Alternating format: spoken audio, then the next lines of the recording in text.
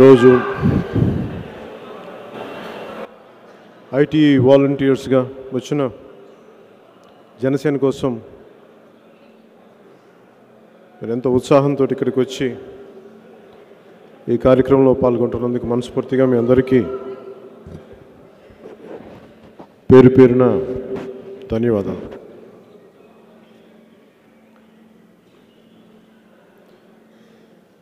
చాలా రోజులుగా ఈ మీటింగ్ పెట్టాలి అనేది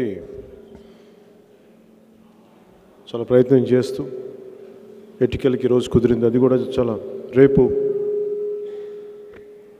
సౌండ్ కరెక్ట్ ఉందా?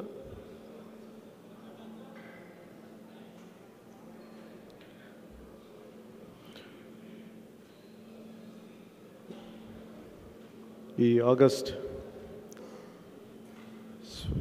మన ఇండిపెండెన్స్ డే ముందు ఈ కార్యక్రమం జరుపుకోవడం నాకు చాలా ఆనందంగా అనిపించింది. మీ అందరితోటి ముఖ్యంగా ఈ రోజున పంచుకోవడానికి జనసేన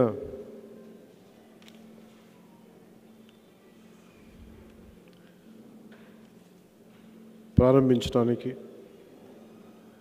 ఏది ప్రేరణ?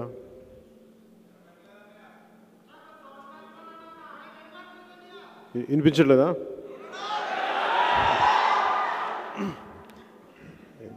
ఆరోగ్యం బాగాలేక అనుకుంటా, కొంచెం నీరసంగా అనుకుంది.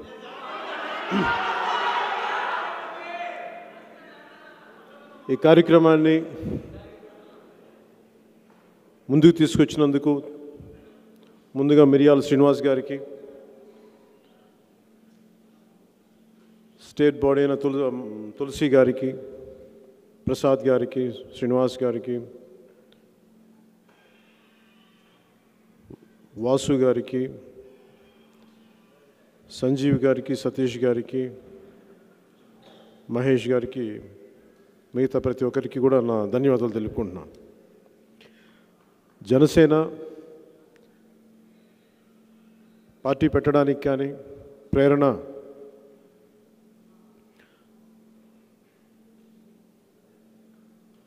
కేవలం సమాజం నుంచి తీసుకోవటమే కాదు, ఎంతో కొంత మనదైనా కాంట్రిబ్యూట్ చేయాలి. ఇలాంటి ఆలోచనలు చాలా సంవత్సరాల క్రితం నాకు ఒక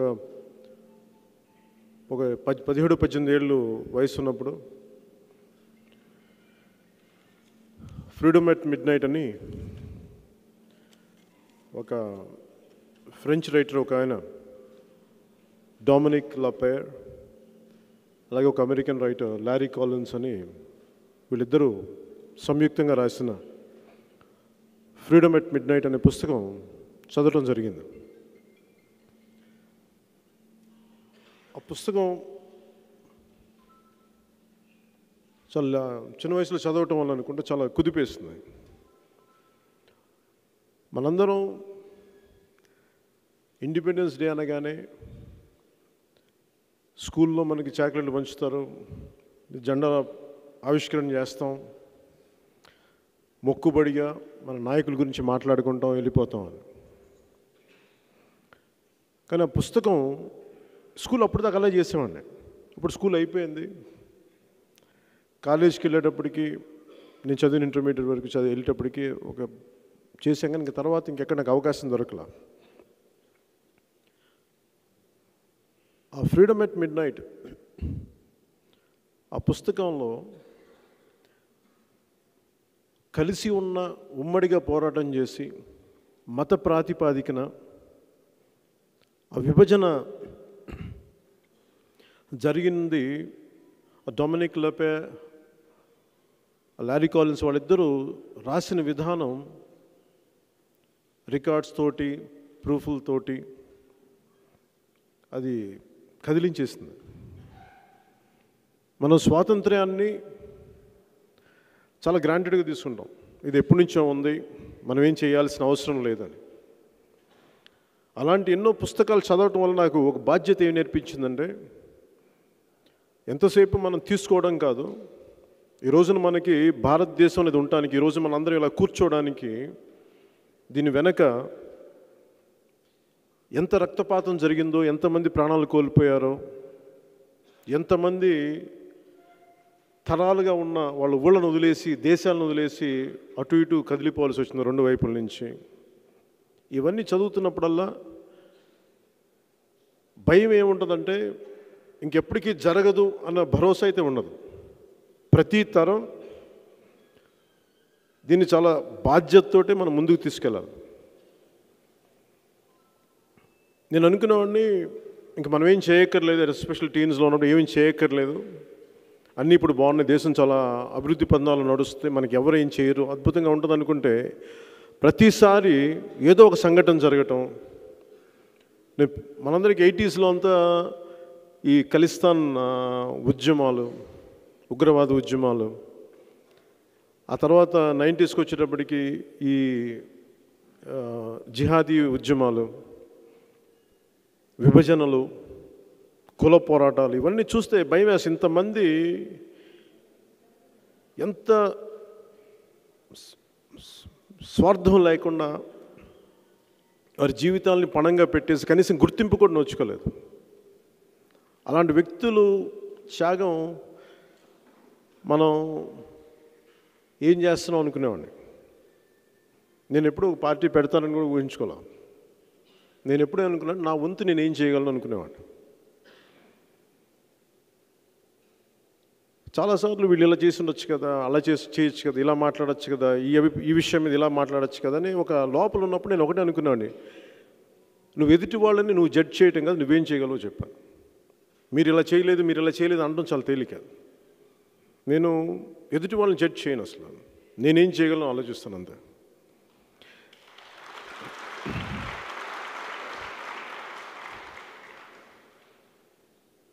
అది ఈ పార్టీషన్ ఆఫ్ ఇండియా, పాకిస్తాన్, ఎందుకు ఒక జనసేన పార్టీని జస్ట్ ఇది ఒక యాక్టర్ని అయిపోయాం, పేరు వచ్చేసింది, పార్టీ పెట్టేద్దాం, పదవులు వచ్చేస్తాయి, ముఖ్యమంత్రులు అయిపోతాం, అలా పెట్టలేదు నేను. రాబోయే 2 తరాలని, ఒక తరానికి బాధ్యత గుర్తు చేయడానికి, ఇంకో తరానికి మేల్కొల్పడానికి జనసేన.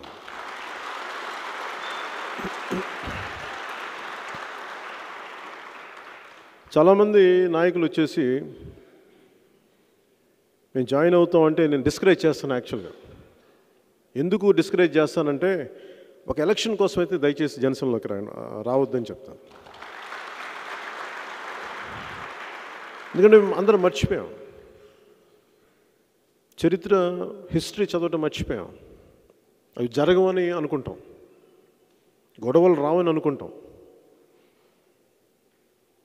మీరు ఫ్రీడమ్ ఎట్ మిడ్ నైట్ లాంటిది అలా మీరు ఇప్పుడు అనేక పుస్తకాలు వచ్చినాయి అన్ని భాషల్లో, తెలుగులో కూడా. అవి చదివినప్పుడు కడుపు కదిలిపోద్ది, ఏడుపు ధారాపాతంగా వస్తాయి కన్నీళ్ళు.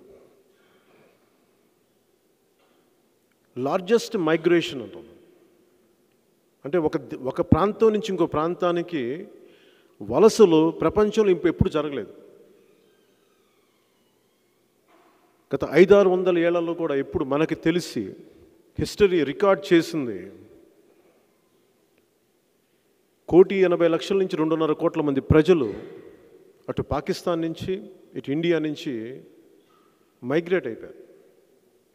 అంటే ఎలా ఉంటుంది, వాళ్ళ సొంత ఇళ్ళు, భూమి, అక్కడున్న బంధుత్వాలు, బంధాలు అన్నీ వదులుకొని కేవలం ఒక నిర్ణయం, కలిసి ఉమ్మడిగా పోరాటం చేసిన తర్వాత మత ప్రాతిపాదికన జిన్నా ప్రతిపాదించి మేము విడిపోతామంటే ఆ ఒక్క నిర్ణయం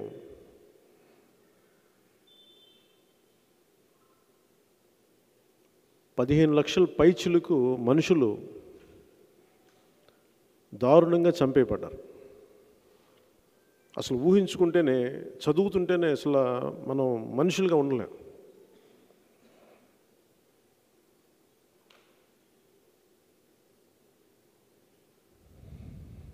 డెబ్బై 75,000 మంది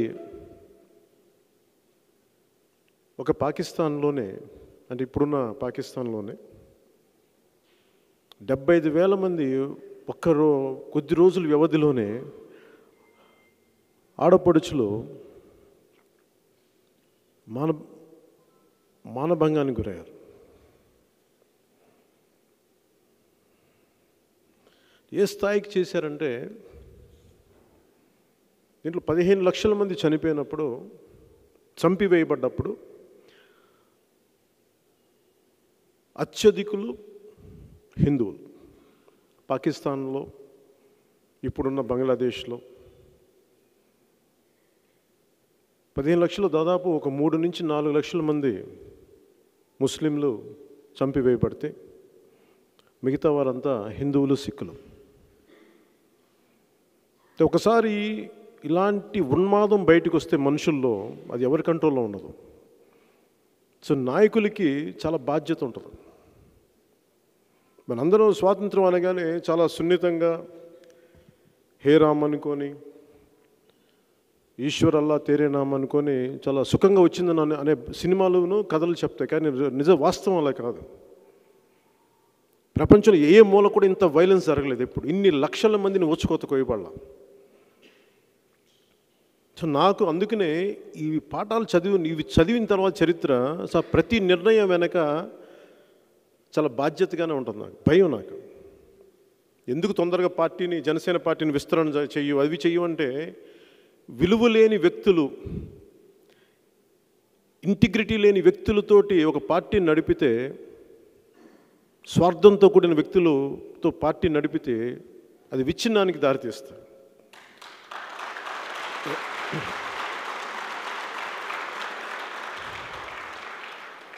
మనం సమాజానికి ఏం చేయలేకపోవచ్చేమో, కానీ మంచి చేయకపోయినా పర్లేదు, కానీ కనీసం చెడు చేయకుండా ఉండే చాలు. నేను నిజంగా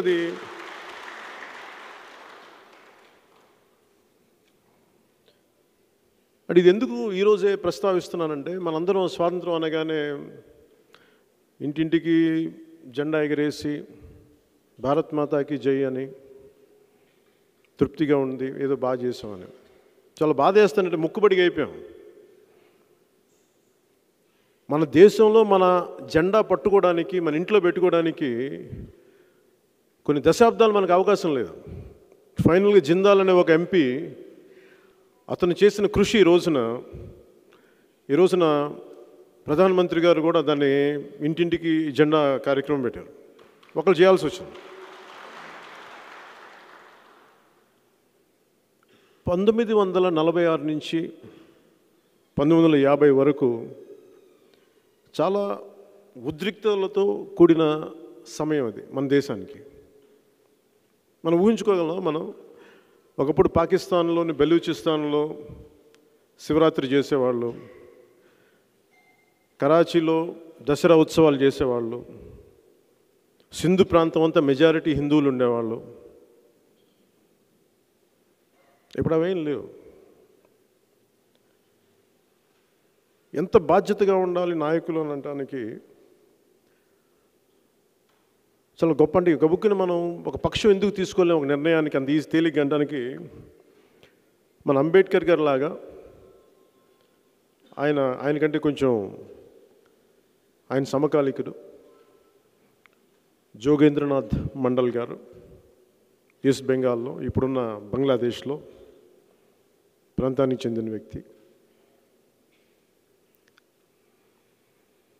ఆయన విభజన జరిగినప్పుడు ఆయన పాకిస్తాన్ నమ్మారు, జిన్నాను నమ్మారు. అప్పుడు పాకిస్తాన్ ప్రధానమంత్రి లియాఖత్ అలీ ఖాన్ నమ్మారు.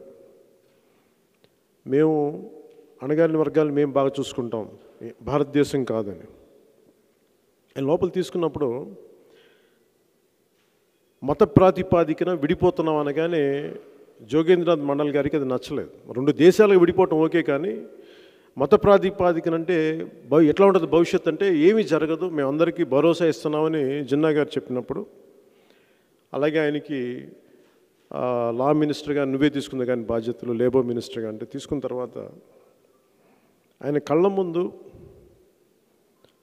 ఇప్పుడున్న బంగ్లాదేశ్లో చిట్టగాంగ్ ప్రాంతంలో ఆయన నియోజకవర్గంలో ఆ సమయంలో ఒక రోజు ఒక గంట లోపే 10,000 మందిని చనిపోయారు. ఆయన సంబంధించిన నియోజకవర్గ ప్రజలను చంపేశారు. ఒక రిపీటెడ్గా 2-3 సంవత్సరాల తర్వాత ఆయన చూసి, ఇది మనం అనుకుంటున్న పాకిస్తాన్ ఇది కాదు, విభజన ఇది కాదు, రక్షించలేకపోతున్నాము అని జిన్నా గారికి లెటర్ రాసినా, లేదు అంతా బాగుంటుందని చెప్పారు. ఒక సంవత్సరం తర్వాత ఈలోపు జిన్నా గారు చనిపోయారు. జిన్నా గారు చనిపోయినప్పటి నుంచి జోగేంద్రనాథ్ మండల్ గారిని ఆయన మాటలు వింటం మానేశారు. అప్పుడు ప్రధానమంత్రి లియాఖత్ అలీ ఖాన్. ఆ సంవత్సరాల్లో ఆయన రాసింది దాని రికార్డు, పాకిస్తాన్లో మేము ఉంటే స్వేచ్ఛ ఉంటుంది, ఇక్కడ మమ్మల్ని ఎవరు ఏం చేయరంటే, దాదాపు 2.5 నుంచి 3 లక్షల మంది అణగారిన వర్గాలని ఇస్లాం మతంలోకి మార్చేశారు బలవంతంగా. అలాగే ఈస్ట్ బెంగాల్లో కళ్ళ ముందు 10 రోజులు ఎన్ని వేల మందిని మానభంగాలకు గురి చేశారో తెలియదు. 10 రోజులు ఒక కస్టడీలో ఉంచి. అలాగే చాలా చోట్ల ఒక వేలాది మంది ఒకరింటికి వెళ్తే, ఒక హైదరాబాద్లో ప్రాంతంలో వేలాది మంది ఒక ముస్లిం పెద్ద ఇంటి చుట్టూ పాకిస్తాన్ విడిపోతున్నారు, మేము ఇదే అక్కడికి వెళ్ళిపోండి అని చెప్పి చుట్టుముట్టినప్పుడు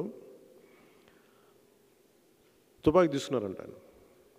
వాళ్ళ ఇంట్లో 3-4 2 ఆడపిల్లలు ఇట్లా ఉండే, తుపాకీ దేనికి తీసుకున్నామంటే, ఇంతమందిని ఎలా చంపగలమన్నా, వేలాది మంది ఇంటి బయట ఉన్నారంటే, వాళ్ళ ఇంట్లోకి వస్తే వాళ్ళని చంపడం కాదు, మనం చచ్చిపోవడానికి. అంటే ఇవి తర్వాత వాళ్ళు ఆఫ్కోర్స్ వాళ్ళని క్షేమంగా వెళ్ళిపోయారు, లండన్కి ఎక్కడికి వెళ్ళిపోయారు. ఇలాంటి సంఘటనలు కోకొల్లలు. రోడ్డు మీద ఇక్కడి నుంచి పాకిస్తాన్కి వెళ్తుంటే వచ్చే ట్రైన్లో హిందువుల శవాల గుట్టలు, వెళ్ళే ట్రైన్లో ఇక్కడి నుంచి ముస్లింల శవాల గుట్టలు. అంటే ఇంత దారుణంగా విభజన జరిగింది. దీన్ని ఎవరు సినిమాలు చూపించలేరు, కథల్లో చరిత్రలు రాయడానికి ఇష్టపడరు, చాలా తక్కువ మంది. అంటే ఎతికి మనం తెలుసుకోవాలి ఇవన్నీ ఏవి చదివినప్పుడు ఏం గుర్తిస్తాయంటే, మన స్వాతంత్ర్యం అంత తేలిగ్గా రాలేదు, చాలా రక్తపాతంతో వచ్చింది. ఆ బాధ్యత మనం తెలుసుకుంటే, ఇంత రక్తపాతం జరిగింది, మనం ఈ రోజున సరదాగా ఒక కూర్చొని చప్పట్లు కొట్టడానికో, సినిమాలకు వెళ్ళడానికో, సరదాలు చేయడానికో, లేదంటే మనకున్న చాలామంది పొలిటికల్ లీడర్స్ లాగా దోచేయడానికో, నిజంగా ఇలాంటి చరిత్ర చదివితే ఎవడు ఈ దేశాన్ని దోచేయడానికి ఎవరికి మనస్కరించదు. చరిత్ర చదవని వాళ్ళు దోచేస్తారు. చాలా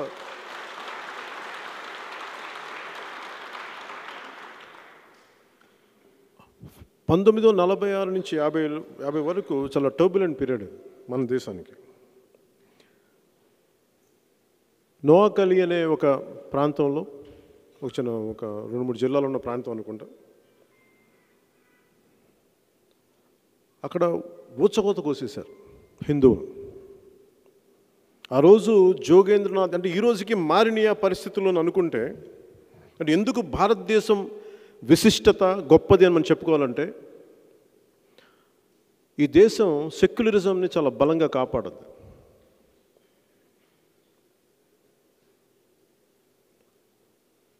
అది నేను చాలా సందర్భాల్లో, పోయినసారి ఎప్పుడో ఇక్కడ బయట సభ చేస్తూ ఉన్నాం,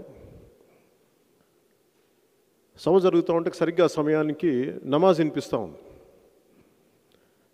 మాట్లాడబోయే ముందు ఆటోమేటిక్గా ఆపేసాం. అంటే మన ఇతర మతాల పట్ల మనకున్న గౌరవం అది.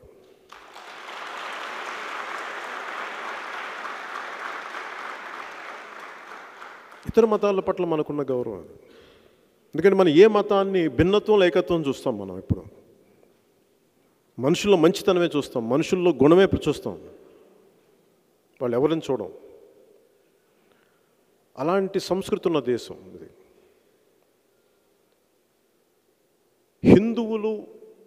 హైందవం హిందుత్వం అని అంటారు, కానీ యాక్చువల్గా హిందువులు అనేది ఒక జీవన విధానం. అది ఎవరి మానసిక పరిపక్వతను బట్టి ఒకరు భగవంతుని నిరాకారుడిగా చూసుకోవాలంటే నిరాకారుడిగా చూడొచ్చు, నువ్వు విగ్రహంలో చూస్తావంటే విగ్రహంలో చూడొచ్చు, లేదు భక్త కన్నప్పలాగా నీ దగ్గర పాలు పండ్లు లేవంటే నీకున్న మాంసాన్ని పెట్టి చేయొచ్చు, లేనప్పుడు నీ కన్నే తీసి ఇవ్వచ్చు. అంటే ఎవరి మానసిక పరిపక్వతను బట్టి వారికి ఉన్న ఆ పరిస్థితులను బట్టి ఈ దేశం అందరికీ సముచితమైన స్థానం ఇచ్చింది. ఈ దేశం ఈరోజు కొత్తగా వచ్చింది కాదు ఈ దేశానికి. ఒక నాయకులు వస్తేనో ఈ నాయకుడి వల్ల రాలా.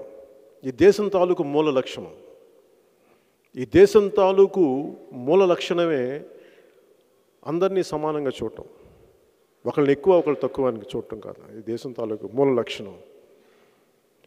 ఈ దేశానికి వెన్నెముక హైందవ జీవన విధానం. ఇది ఎందుకు చెప్తున్నానంటే చాలామందికి ఇది మతంలాగా అనిపించవచ్చు నేను చెప్తుంది. ఆ రోజున జోగేంద్రనాథ్ మండల్ గారు లియాఖత్ అలీ ఖాన్కి ఏం చెప్పారో, సింధు ప్రాంతంలో 2.5 లక్షల నుంచి 3 లక్షల మంది పైచులకు అణగారిన హిందూ వర్గాలని మీరు మతం మార్పిడి చేశారు బలవంతంగా, ఇన్ని వేల మందిని మానభంగాలకు గురయ్యారని చెప్తే అవన్నీ మేము చూసుకుంటామని చెప్తే, మొన్నటికి మొన్న కరెక్ట్ చెప్పాలంటే కానీ ఒక వారం రోజులు కూడా అవ్వలేదు నేను చూసింది, పాకిస్తాన్ మాజీ ప్రధాని ఇమ్రాన్ ఖాన్ మాట్లాడుతూ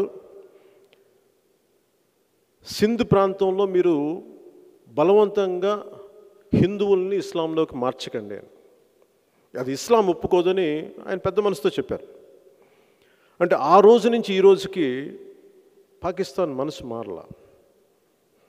కానీ మన దేశం ఏ రోజు కూడా ఒక తప్పు జరిగితే ఖండించడానికి సిద్ధంగా ఉన్నాం.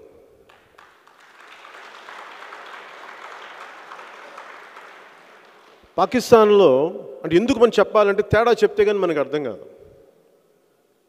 పాకిస్తాన్లో ఒక హిందూ క్రికెట్ ప్లేయర్ కానీ వస్తే అది పెద్ద న్యూస్. అది అలాగే ఒక హిందూ ఫస్ట్ టైం వాళ్ళు రాయటం, మన పేపర్స్ అన్ని రాస్తూ ఉన్నాయి, ఒక హిందూ మహిళ ఉన్నతమైన పోలీస్ అధికారినిగా ఉంది అనేది పెద్ద న్యూస్. అది మరి దేశం ఎప్పుడు అబ్దుల్ కలాంనే ప్రెసిడెంట్ చేస్తుంది, ఫక్రుద్దీన్ అలీ అహ్మద్ గారిని ప్రెసిడెంట్ చేస్తుంది. అంటే ఏ రోజు కూడా ఈ దేశం మతం అనేది చూడలేదు. ఎప్పుడు వాళ్ళ దేశభక్తినే చూస్తుంది, వాళ్ళ మానవత్వాన్ని చూస్తుంది. సో మనం ఎలాంటి దేశంలో ఉన్నామో తెలుసుకుంటే అలాంటి దేశానికి మనం వంగి సాష్టాంగపై నమస్కారాలు చేయాలి. అలాంటి గొప్ప దేశం ఇది. అలాంటి గొప్ప దేశంలో అందుకు నిజంగా మనం ఈ రోజున గర్వించాలి.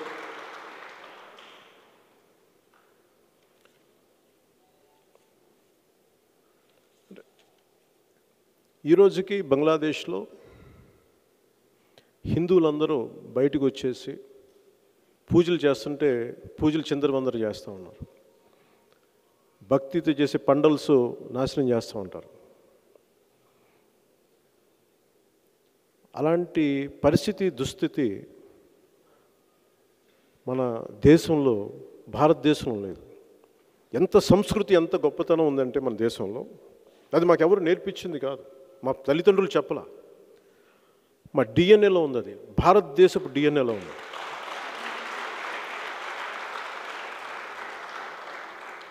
ఒక నమాజ్ వినిపిస్తే దానికి గౌరవం ఇవ్వాలన్న సంస్కారం ఈ దేశం తాలూకు మూల లక్షణం. ఇది ఎవరు చెప్పాలి, దానివల్ల ఓట్లు పడతాయని కూడా కాదు, గౌరవిస్తున్నాం. ఇది రిపీటెడ్గా ఒకటి కాదు రెండు కాదు అనేక సందర్భాల్లో జరిగింది. ఈ దేశం మూల లక్షణం ఎందుకు, ఇది సెక్యులరిజంకి ఎందుకు గౌరవిస్తాం అంటే ఇది అనాదిగా వస్తుంది. ఒక పోర్చుగీస్ యాత్రికుడు కృష్ణదేవరాయల కాలంలో, కృష్ణదేవరాయలు హంపీని వెళ్తున్నప్పుడు 1500 శతాబ్దంలో బార్బోసా అనుకోండి ఆయన పేరు. ఆయన చెప్పింది ఏంటంటే కృష్ణదేవరాయల కాలంలో ఏ మతస్థులైనా సరే, క్రిస్టియన్ కానీ, స్వతహా బార్బోసా క్రిస్టియన్ మతస్థులు, ఆయన కానీ, క్రిస్టియన్స్ కానీ, ముస్లిమ్స్ కానీ, జూయిష్ కానీ, యూదులు కానీ, హైందవ సెక్స్ ఎవరైనా సరే అందరికీ సమానమైన గౌరవం ఎవరు అడిగేవాళ్ళు కాదండి మీరు ఏ మతం అని. పైహెచ్చు కృష్ణదేవరాయలు ఈ కోర్టులో ముఖ్యంగా ఆయన కోసం పనిచేసే వ్యవస్థలో ముస్లింలు ఉంటే వారి కోసం ప్రత్యేకంగా మస్జిద్ నిర్మించబడింది. అలాగే వారి కోసం ఆయన కోర్టులో ప్రత్యేకంగా ఖురాన్ పక్కన ఉండేదంట. సో శివాజీ మహారాజ్ అలాగే 1600 శతాబ్దంలో శివాజీ మహారాజ్ ఉన్నప్పుడు ఆయన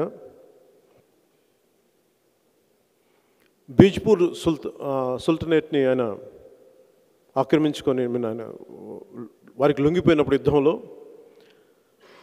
వారి ఏనుగులు, అక్కడున్న ఏనుగులు కానీ గుర్రాలు కానీ మొత్తం కోశాధికారంలో ఉన్న మొత్తం తీసుకొని దాన్ని స్వాధీనం చేసుకొని ఒక్క ఆడపడుచుకు కూడా అన్యాయం జరగకుండా అందరినీ క్షేమంగా పక్కకి తీసుకెళ్ళారు. ఇది దేశపు సంస్కృతి. ఇది ఈ మాబ్ వైలెన్స్ ఒకసారి వస్తే మనుషుల్లో విచక్షణ చచ్చిపోద్ది. అందుకని నాకు చాలా బాధ్యతగా ఉంటాను, ముఖ్యంగా మతానికి వచ్చేటప్పటికి చాలా ఒళ్ళు దగ్గర పెట్టుకొని పనిచేయాలి. ఎందుకు ఈ సందర్భంలో చెప్తున్నానంటే దేశం రాను మనందరం ఈ జాతీయ సమగ్రత భావాన్ని కోల్పోతే, మతానికే ప్రాధాన్యత ఇస్తే, ఏ మతస్థులైనా కావచ్చు, అది ముస్లిమ్స్ కావచ్చు, హిందువులు కావచ్చు, క్రిస్టియన్స్ కావచ్చు, ఎవరైనా సరే మా మతమే గొప్పది అని గొడవ పెడితే మటుకు ఈ దేశం ఎలాంటి పరిస్థితులు చూస్తుందో గతంలో చూసాం. కాబట్టి అలాంటి జరగకుండా చూసుకోవటం ఎవరి స్థాయిల్లో మన స్థాయిల్లో మన ఇళ్ళ ముందు జరుగుతున్న, మన కంటి ముందు జరుగుతున్న, మనందరం సమిష్టిగా దాన్ని జరగనివ్వకుండా, అలాంటి విఘాతాలు జరగనివ్వకుండా చూడాల్సిన బాధ్యత మనందరి మీద ఉందని చెప్పి నేను ఈ సందర్భంలో మీకు తెలియజేసుకుంటాను.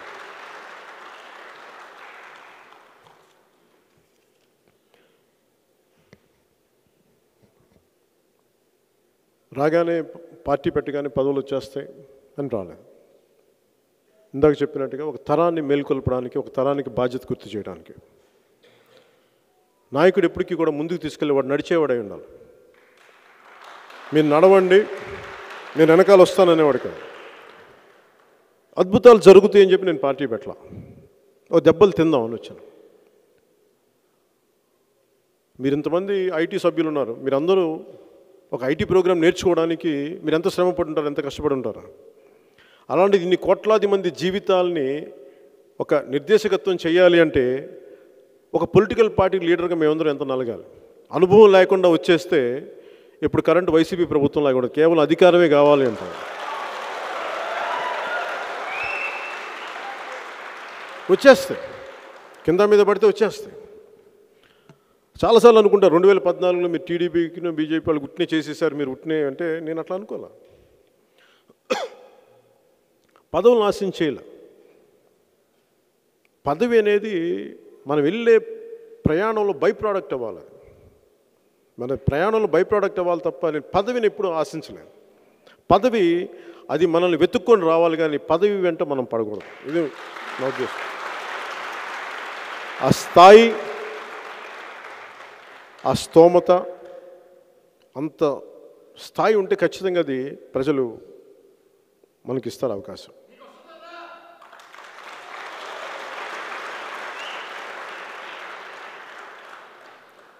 ఇప్పుడు మనకి 2014లో ఒకసారి ఎన్నికలంతా అయిపోయిన తర్వాత ఢిల్లీ నుంచి వచ్చిన తర్వాత నా దగ్గరికి ఒక సీనియర్ ఐఏఎస్ అధికారి ఒక ఆయన వచ్చారు, తెలంగాణ క్యాడర్కి సంబంధించిన వ్యక్తి అనుకుంటా. ఆయన వచ్చి పాంజీ స్కీమ్స్, చార్ల్స్ పాంజీ అని ఒక ఆయన ఉండేవాడు 1920లో, ఇటాలియన్ ఇమిగ్రెంట్ అనుకుంటా. ఆయన అమెరికాకు వచ్చి ఈ రోజున మనం చూసారు కదా అగ్రి గోల్డ్ కానీ, ఇవన్నీ ఏంటంటే పాంజీ స్కీమ్స్ అన్నమాట. మీరు 10 రూపాయలు పెడితే మీకు ఎల్లుండికల్లా 48 గంటలలోపు 40 రూపాయలు, అది 40 రూపాయలు అయిపోతాయి. ఆ ముగిసిన 3 రోజులకి అది 100 రూపాయలు అయిపోతుంది. అసలు డబ్బు అలా ఎదుగుతుంది, అదైనా కోడి అదైనా అది నాకు అర్థం కదా. సో ఇలాంటి కానీ మనుషుల తాలూకు ఆశకి, అత్యాశకి అది వాళ్ళు గేలం వేస్తారు. ఇలా చాలామందిని డూప్ చేశాడు చార్ల్స్ పాన్జీ అనేది. ఆయన పేరు మీద వచ్చిన పాన్జీ స్కీమ్ అంటూ ఇలా మోసం చేసింది. వ్యక్తులు చేస్తే పర్లా, ప్రభుత్వాలు చేస్తే ఎట్లా? ఇప్పుడు వైసీపీ ప్రభుత్వం కూడా అదే చేస్తుంది, పాన్జీ స్కీమ్స్ నడుపుతాం. అంటే మేము మద్యపాన నిషేధం చేసేస్తాం అంటే ఒక ఆశ పెట్టారు మనలో, ప్రజల్లో. అలాగే సిపిఎస్ రద్దు చేస్తాం. ఈ పాన్జీ స్కీమ్ మైండ్ సెట్ ఉన్నవాళ్ళు ఇలాంటివి మాట్లాడతారు. ఉద్యోగాలు ఇచ్చేస్తాం, రాగానే లక్షల ఉద్యోగాలు ఇచ్చేస్తాం అంటే యువతను టెంప్ట్ చేయడం. రాగానే అంటే మన ఆశల మీద ఆట ఆడటం. అలాగే ఇసుకని అందరికి ఉచితంగా ఇస్తుంది, అది మన ఆశ, అవసరం.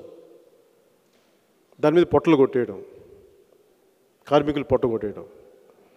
ఇలాంటి పాన్జీ స్కీమ్స్ నడిపే గవర్నమెంట్స్ తోటి ఎవరైనా సరే మనందరం ఈ స్వాతంత్రోద్యమ స్ఫూర్తితోటి వీళ్ళ మీద పోరాటం చేయాల్సిన అవసరం ఉంది. ఇది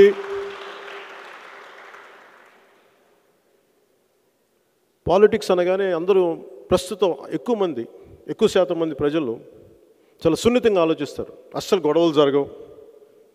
నడిచొస్తుంటే సినిమాలో రికార్డింగ్ వచ్చినట్టు వెనకాల వేలాది మంది నడిచి వచ్చేస్తారు. నాయకుడు అయిపోవడం అంత తేలిక కాదు. సినిమాలో బాగుంటుంది, 2.5 గంటలు కదా, కథ ఏముంది, వాళ్ళు రాస్తారు, మీద వాళ్ళు చేస్తారు. సినిమా అనుకుంటే నాకు తెలుసు బాగా. అందుకే నేను చాలా ప్రాక్టికల్గా ఉంటాను.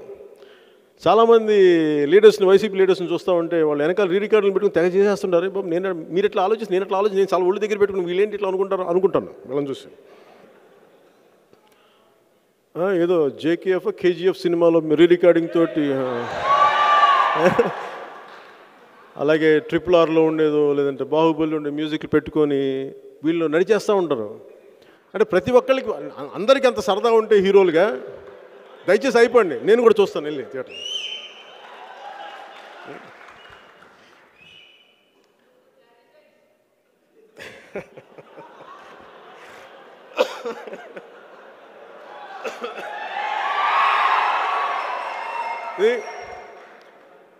మాకు ఏముంది,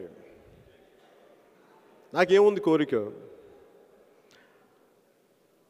నాకు నిజంగా భవిష్యత్తు అంటే భయం ఉంది. నా భవిష్యత్తు గురించి భయం లేదు. నేను సినిమా చేస్తే నేను అనుకున్నట్టుగా సినిమాలు చేస్తే 25 కోట్లు ట్యాక్సే కడతాను. నేను కట్టాను కూడా, నేను అనుకున్నట్టుగా సినిమాలు చేస్తే. అందుకే నాకు కానీ నా భవిష్యత్తుకి నేను ఎప్పుడూ ఇబ్బంది పడలా. నేను ఆరాటపడింది, భయపడిందల్లా రాబోయే తరాల భవిష్యత్తు కోసం. నిజంగా భయం అంటే ఎందుకు భయం ఉంటుందో మీరు అనొచ్చు, ఇది ఎక్కువ అతి అనిపించవచ్చు. ఒకసారి జల్సా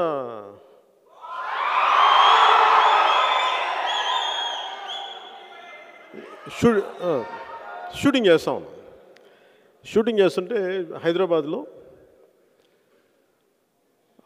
ఒక సంధ్యా సమయం,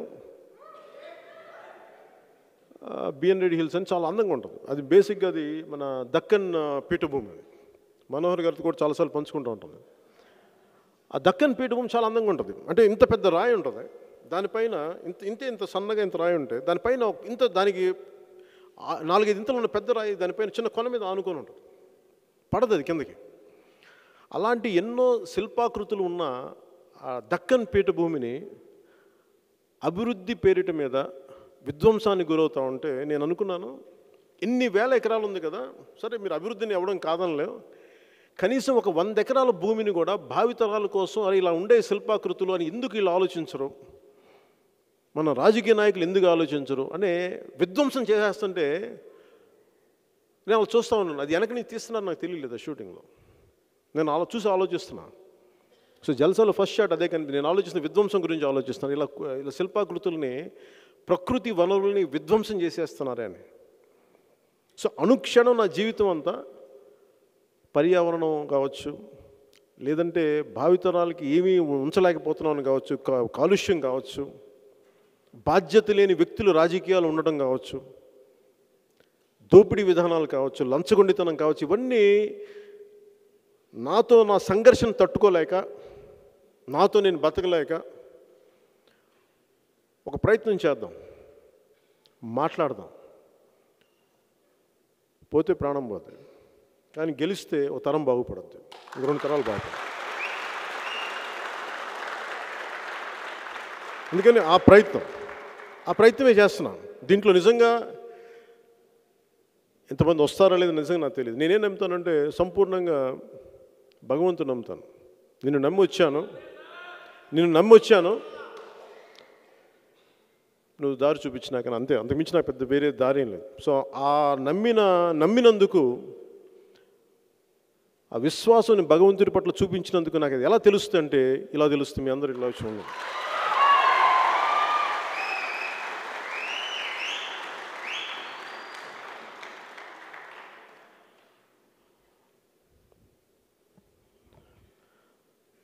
నేను కోరికల్లో రాబోయే కొద్ది సంవత్సరాల్లో అధికారం కొద్దిమంది చేతులకే ఉండకూడదు, ఎక్కువ మందికి, ముఖ్యంగా పంచాయతీల్లో అధికారం వికేంద్రీకరణ జరగాలి. పంచాయతీలో ఉండే నిధులు పంచాయతీలకే వెళ్ళాలి. సో దాని మీద, అలాగే ఇంతమంది ఆడపడుచులు ఉన్నారు ఇక్కడ, 33% చట్టసభల్లో, అటు పార్లమెంట్లో కానీ అసెంబ్లీలో కానీ 33% ఆడపడుచులు ఉండాలి, మహిళలు ఉండాలి ఈ సమాజంలో, చట్టసభలో. నిజంగా మనకు గనుక ఒక్క ఎంపీ కానీ ఉండుంటే ఈ పాటికి ప్రైవేట్ బిల్ పెట్టేసేవాళ్ళం పార్లమెంట్లో. మహిళలకి 33% రిజర్వేషన్లు ఇవ్వాలి. ఇలాంటివి ఎన్నో చేయడానికి ఆస్కారం ఉంది, ఒక మార్పు తీసుకురావడానికి ఆస్కారం ఉంది. ఈ వచ్చే ఎన్నికలు చాలా కీలకమైనవి. 10 సంవత్సరాలు నలిగాం. దానికి ముందు 2009 నుంచి 2008 నుంచి ప్రత్యక్ష రాజకీయాల్లో ఉన్నాం. ఈ దాదాపు 1.5 దశాబ్దం ఈ పైన అనుభవం 2024కి వచ్చే ఎన్నికలకి ఎప్పుడు జరిగితే అప్పుడు చాలా బలమైన ఒక స్థాయి ఇస్తుందని నేను అనుకుంటున్నాను. నేను మీ నుంచి కోరుకునేది, ఒక ఐటీ శాఖ నుంచి వచ్చినందుకు మీ అందరికీ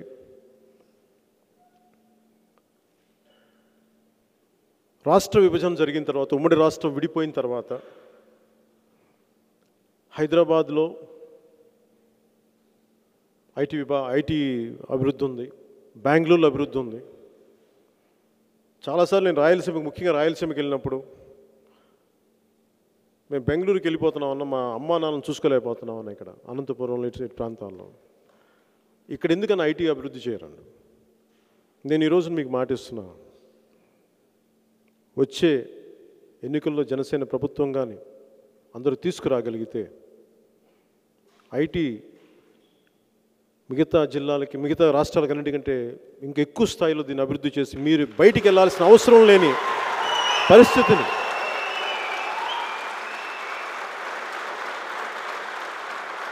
అలాగే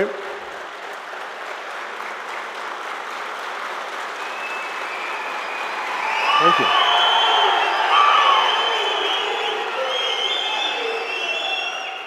పక్క రాష్ట్రాలతోటి ఒక ఆరోగ్యకరమైన పోటీ.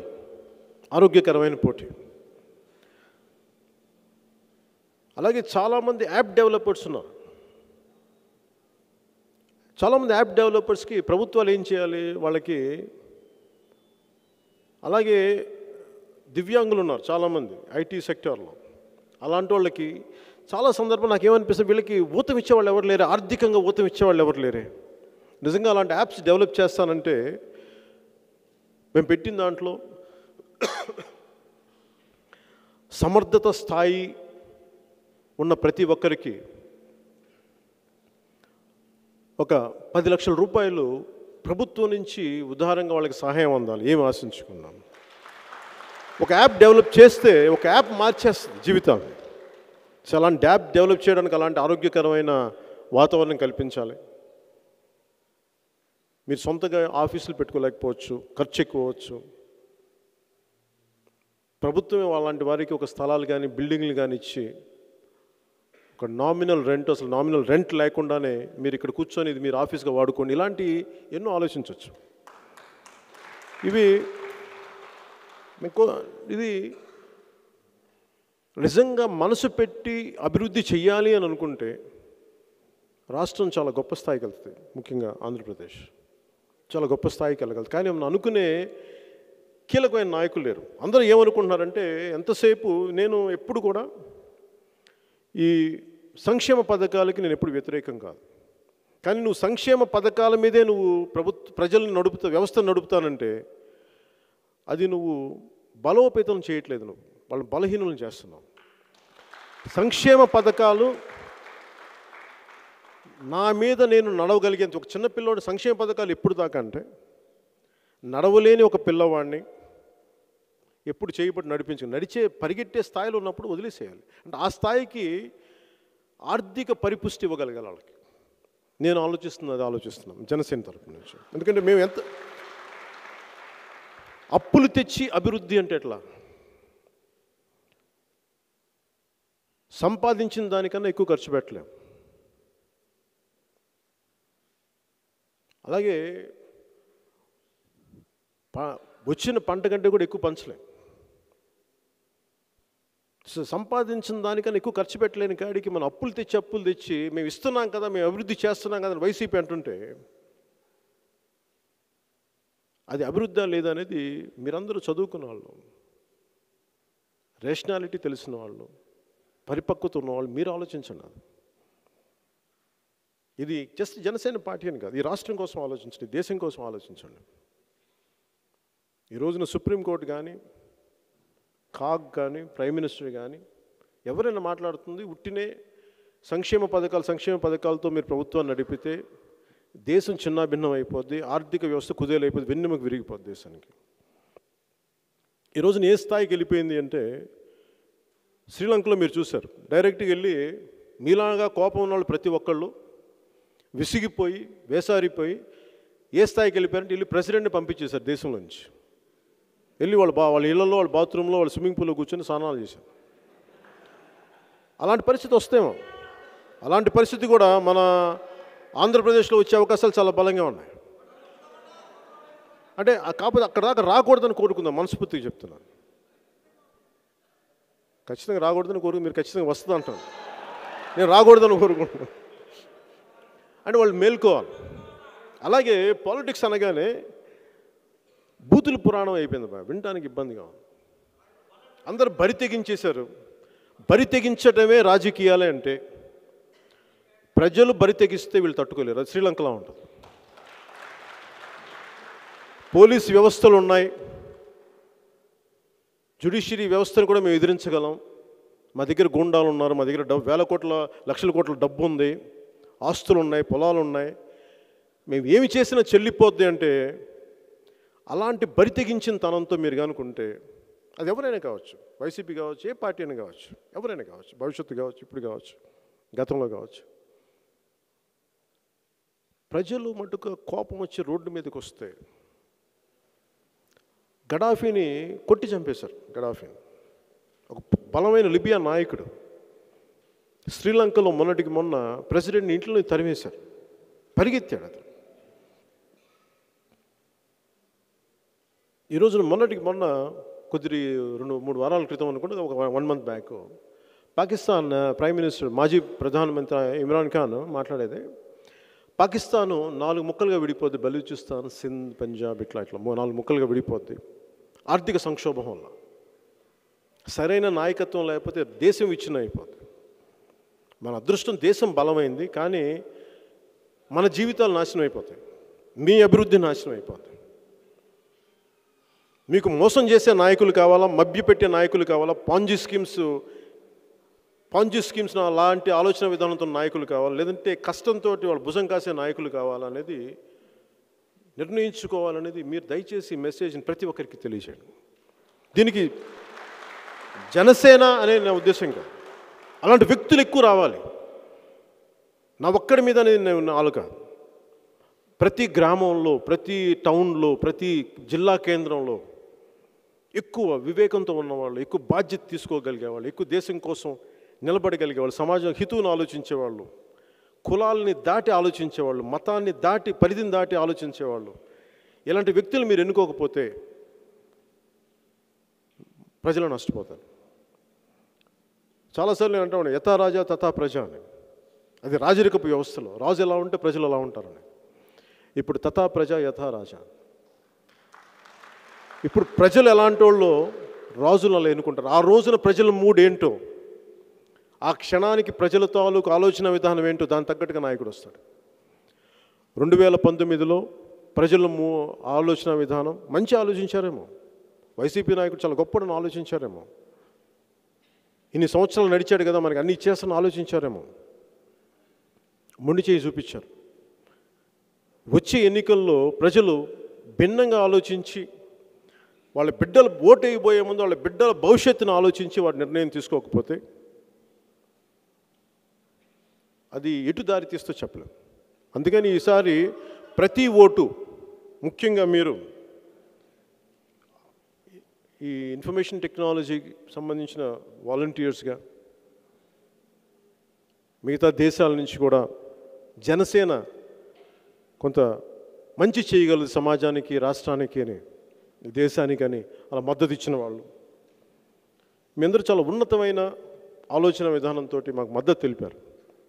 నేను ఇన్ రిటర్న్ మేము చేయగలిగి మీరు పెడుతున్న ఈ నమ్మకానికి మేము చాలా మనస్ఫూర్తిగా, చిత్తశుద్ధిగా, త్రికరణ శుద్ధిగా మేము దీన్ని ముందుకు తీసుకెళ్తాం. మీ నమ్మకాన్ని మేము ఓము చేయం. ఒక పార్టీని నడపడం చాలా కష్టసాధ్యమైన విషయం. ఎలాగ శత్రువులు బయట ఎలా ఉంటారు, మనం ఎదుటివాడితో యుద్ధం చేద్దామంటే ముందు మన పక్కనోడు మనం లాగుతూ ఉంటాడు. పక్కనవాడు నిత్య శంకితులు, ఏదైనా మాట్లాడుతుంటే ఇది జరుగుద్దా అంటాడు ఎవడ. చాలాసార్లు నేను సినిమాలోకి రాకపోయే ముందు ఒకటే చెప్పాను, సినిమాలో రాకపోయే ముందు అసలు ఏమవుతాడు, అలా ఎలా అవుద్ది అనేవాడు.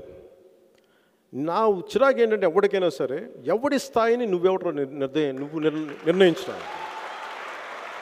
ఇక్కడున్న వాళ్ళల్లో మీ అందరూ ఉన్నారు, ఇక్కడ ఆడపడుచులు ఉన్నారు, ఇంతమంది పెద్దలు ఉన్నారు. మీరు ఏ స్థాయికి వెళ్తారు నేను ఎవరు నిర్ణయించడానికి. మీలో భవిష్యత్తులో రేపు పొద్దున మొత్తం కుదిపేసి ఒక యాప్ చేస్తే మీలో ఒక బిల్ గేట్స్ ఉండొచ్చు కదా, ఒక మార్క్ జుకర్బర్గ్ ఉండొచ్చు కదా. నేనెవరిని డిసైడ్ చేయడానికి, నేనెవరిని మిమ్మల్ని నియంత్రించడానికి, నేనెవరిని మీ పరిధి ఇంతే అని చెప్పడానికి. ఎవరిలో ఏముందో ఎవరికి తెలుసు. మానవుడు మహనీయుడు. అలాంటి మానవుడిని నేను ఎప్పుడు కూడా మీరు ఇంతే అని నేను ఎప్పుడు చెప్పను. ఎవడి గొప్పతనం ఎలా దాగుందో మనకేం తెలుసు. ఒక చిన్న విత్తులో మర్రి చెట్టు ఒక మహావృక్షమైన మర్రి చెట్టే ఉంటుంది. సో ఎవరిలో ఎప్పుడు అది రాజుకుంటుందో, ఎప్పుడు ఎదుగుతుందో తెలియదు ఆ శక్తి. సో అందుకని నేను కోరుకుంటుంది మన దేశానికి ఒక బలమైన యువశక్తి, భావితరానికి దిశానిర్దేశం చేయగలిగే యువశక్తి ఉండాలి. అలాంటి యువశక్తికి నేను తోడ్పాటును అందించగలిగే ప్రభుత్వాన్ని స్థాపించాలనేది నా జనసేన తాలూకు ముఖ్యోద్దేశం. అలాగే ముఖ్యంగా దివ్యాంగులకు సంబంధించి ప్రత్యేకంగా వారిని చూడాల్సిన అవసరం ఉంది. ఇప్పుడు దాకా దివ్యాంగులు చూస్తుంటే మాకు ఏదన్నా పెన్షన్ ఇవ్వండి, మాకు ఇది కాదు. దివ్యాంగుల్ని ఎంటర్ప్రెన్యూర్స్గా చేయాలి. దివ్యాంగుల్ని ఎవరి ఇబ్బంది పడకుండా వారి కాళ్ళ మీద వాడు నిలబడగలిగే. ఎందుకంటే ఒక స్టీఫెన్ హాకింగ్ ఒక దివ్యాంగుడు, ఏ శాస్త్రజ్ఞుడు చేయలేంది ఆయన చేసి చూపించారు. కుర్చీలో నుండి మాట కూడా లేని వ్యక్తి. సో అందుకే దివ్యాంగులు ఎంతమంది మహానుభావులు ఉన్నారు, ఎంతమంది కాంట్రిబ్యూట్ చేసేవాళ్ళం సమాజానికి. అలాంటి దివ్యాంగులు చూడాలి. అలాగే మహిళా శక్తి ఎలాంటిదో, మనం నిజంగా అవకాశం ఇవ్వగలిగితే వాళ్ళ ఎవరు ఝాన్సీ లక్ష్మీబాయి ఉంటారో, ఎవరు శాస్త్రవేత్తలు ఉంటారో, ఎవరు ఏ స్థాయిలో ఉంటారో మనకు తెలియదు. అందుకే నేను ఆలోచిస్తుందల్లా ఒక చక్కటి వాతావరణం ఇవ్వాలి. సమర్థత, ప్రతిభ, ఇంటిగ్రిటీ ఉన్న వ్యక్తులకి సమాజం వాళ్ళు ఎదిగేలాంటి అలాంటి రాజకీయ వాతావరణం కల్పించాలి.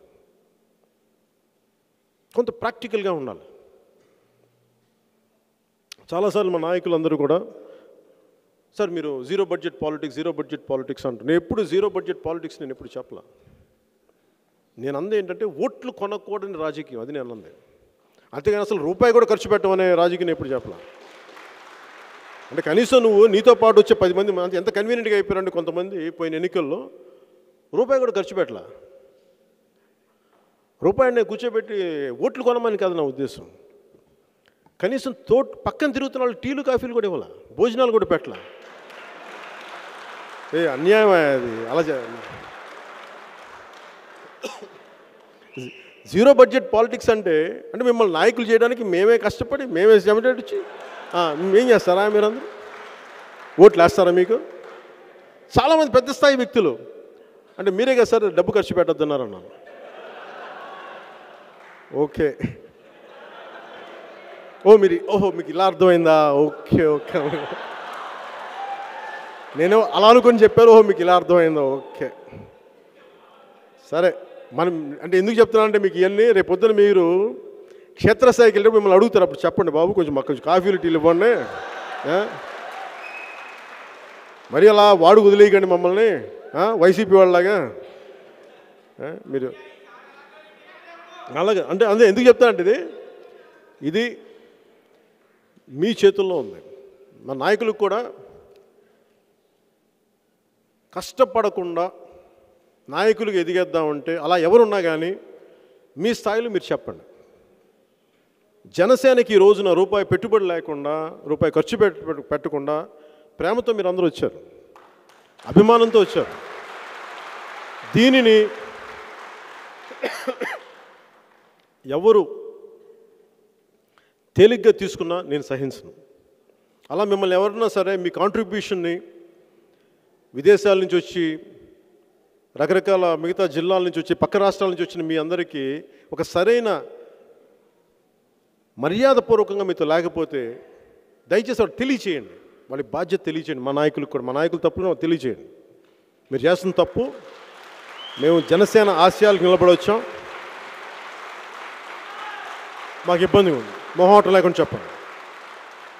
ఎందుకంటే నాయకులు క్రమశిక్షణ తప్పితే నాతో సహా తిరిగి గతిలో పెట్టాల్సింది మీరే. నేను కూడా దీనికి అతీతుడేం కాదు. అందుకని అలాగే ఆంధ్రప్రదేశ్ భవిష్యత్తు చాలా బాగుండాలి, అద్భుతంగా ఉండాలి. మన స్థాయి కృషి మనం చేద్దాం.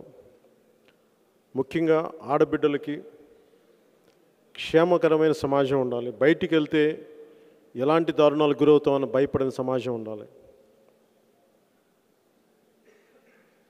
అలాగే మతాల ప్రకారంగా విడిపోని సమాజం ఉండాలి.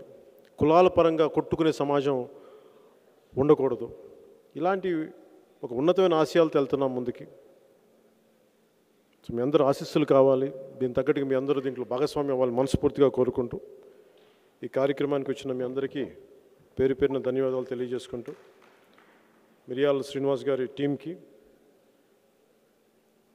మిరియాల శ్రీనివాస్ గారికి మనస్ఫూర్తిగా ధన్యవాదాలు తెలుపుకుంటూ సెలవు తీసుకున్నాను. జై హింద్.